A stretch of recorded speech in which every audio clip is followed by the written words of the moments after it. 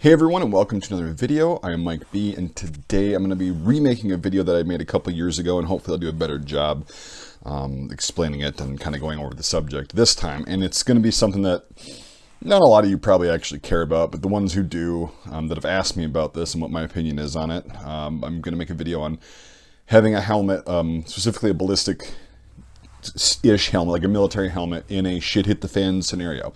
Now, first of all, we got to cover what is shit hit the fan. And everybody's got their own definition of it. It's something like a civil war, you know, the boogaloo, whatever, revolution, economic collapse, invasion, you name it. Just something that's really bad. The power grid goes down. People are without power. It's just one of the, it's like the worst case scenario thing. And it's like everybody wants to prepare for that so they're not caught totally with their pants down. Not everybody, but the people who are, you know, preppers.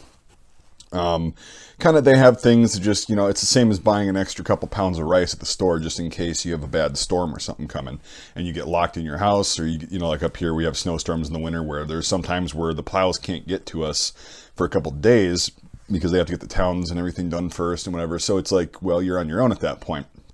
So just things like that. Prepping doesn't necessarily mean these doomsday preppers that, you know, have their own TV show and they're just going, they're buying nuclear missile silos and having 50,000 tons of rice and tacos and stuff, taco shells brought in and put in like a huge thing. No, it's not that. Prepping just means that you're getting ahead of something that could potentially go wrong, so you're not caught totally with your pants down. And that can be on any level, again, from buying an extra 2 pounds of rice to having a nuclear silo. So, I like to prepare for things that I think are realistic, like, you know, the power going out and not coming back on for a while. Just things like that. I don't really, I guess, plan for a catastrophic disaster like a huge world war or an invasion or something like that. But it could happen, and I have a couple things that I have that just makes me feel better, at least. Whether they're going to make a difference or not, we don't know. Hopefully we'll never find out. But I have some reasoning for why I have a certain kind of stash of things. And one of those things is actually, I mean, I collect them too. I'm a helmet nerd and I'm obsessed with them. But this is the one, this is the ECH, this is the newest issue one that I would actually be rocking. Now we'll get to that part of it in a shit hit the fan scenario. Now, there are a lot of factors why I would have this in my kind of stash of things, whether I was mobile, which is unlikely because I'm planning on, anything goes bad, I'm planning on bugging in, we'll say. And just kind of, you know, hoping for the best and hoping it passes and hoping I have enough stuff to mitigate the adverse side effects of not having the luxuries of modern day society that we do. So here's the thing with a helmet, and here's why I have it in my stash. I'm not giving you advice or anything, but here's my logic and reasoning behind it. One, it's not going to be wearing it all the time, right? I mean, unless you're in a heavily, like a Balkan Civil War style. But even then, you're not going to wear your helmet all the time. Is it good to have? Sure.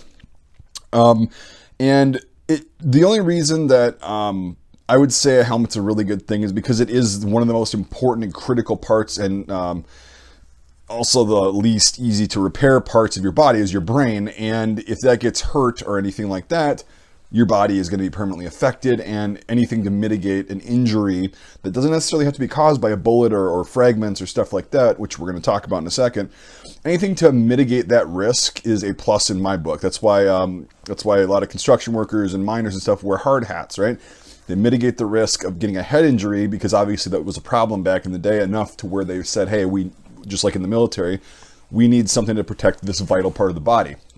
So my theory is that this does not only offer protection from ballistic stuff, but from things like, I've had customers that are, no joke, they leave it in reviews or they email me, that'll buy a simple, you know, cheap, affordable helmet like a WZ6775 or a Hungarian M70. If you don't know what I'm talking about, they're designs of helmets that are affordable. They're Eastern Bloc helmets.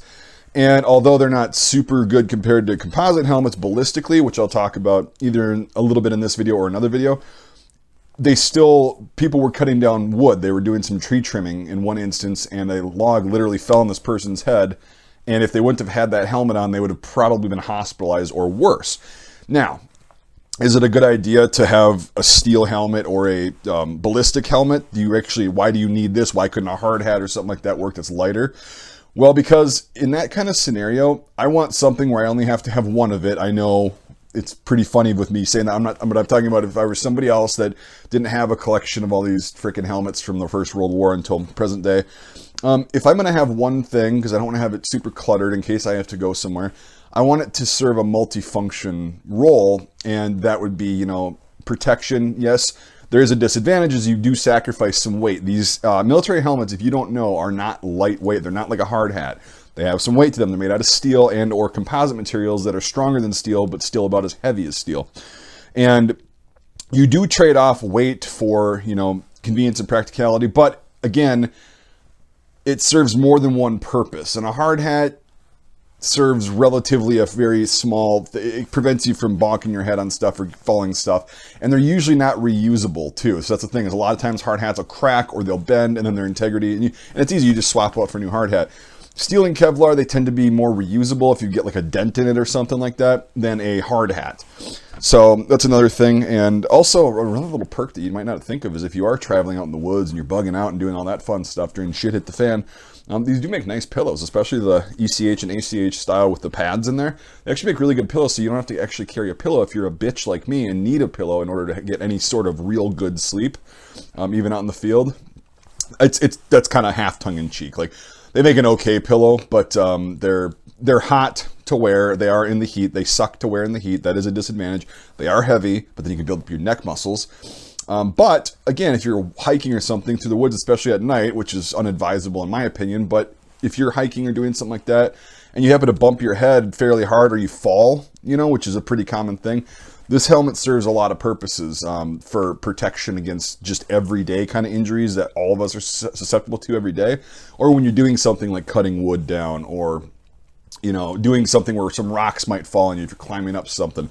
It's just better to have some sort of head protection when you're doing anything dangerous, especially when, you know, in that scenario, the medical apparatus may not be anywhere near capable of handling the amount of, you know, patients that it would need to as it can right now, because if people aren't getting paid, there'll be some people that might do it. But then, you know, if you really want to get into it, don't expect modern medicine to be able to help you if you do get injured. So you want to be able to have enough protective gear. Clothing is protective gear, right? The right kind of clothing is protective gear. I would rather have something that's a little bit heavier, like this 50/50 nylon cotton, than just a t-shirt when I'm walking through the woods or, you know, doing stuff. Yes, you trade off the weight and the temperature for more protection. But that's what I'm saying, is the helmet's not just something that looks cool in that scenario. It's actually a practical piece of equipment. And that's why it's going to be in my little, you know, stash of, I mean, again, I've got so many. I've got a lifetime supply. I could outfit a helmet to literally everybody, probably within a 5-mile radius. I'm not guaranteeing all of them are going to be ballistic, but they're all going to be a little bit better than hard hats, except for the French Adrian in 1915, but that's another topic.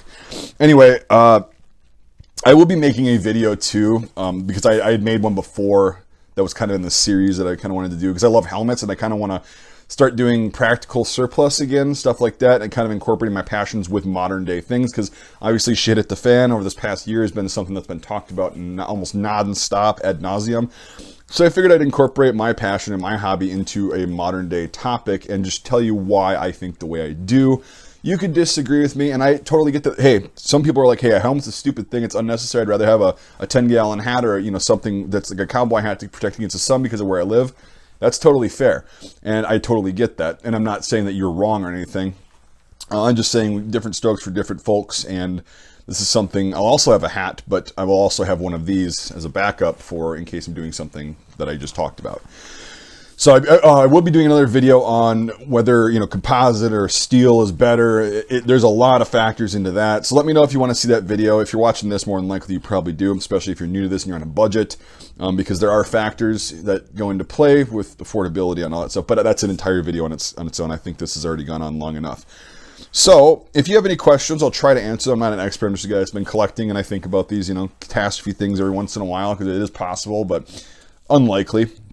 So let me know what you think, if you got any questions or anything like that. And if you do like this content and you want to see some more of it and you want to become a sponsor of the channel, you can become a Patreon supporter or a channel member. $5 a month or more on either platform gets you into my Discord server, which is really fun. There's a lot of people on there and a lot of cool information. There's some fun times, you know, shit posting, stuff like that. It's fun, but Yeah, basically, I'm a channel that's small, and I've always been crowd and self-funded. More so crowd-funded, you know, kind of evenly this past year. But until then, it's mainly self-funding all the stuff I need, because I need to have items to show you, in my opinion. I like to teach that way better. And I'm not one of these channels that, I don't believe in just people taking corporate sponsorships just for the sake of, you know, taking the sponsorship without really 100% backing what they're selling. I call it shilling. And if I 100% believe in something and a company says, hey, would you be willing to take a sponsorship? I will really, you know, be way more likely to consider that than, you know, an online game that I have never played and really don't like to play or want to.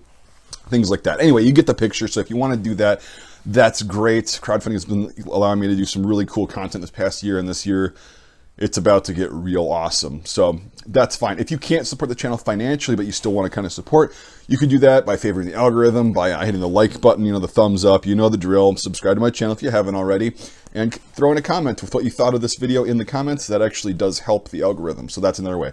And if you don't want to support me at all, I really hate to break it to you, but you already have just by watching. So there's that. Anyway, thank you so much for watching, and we'll see you on the next video.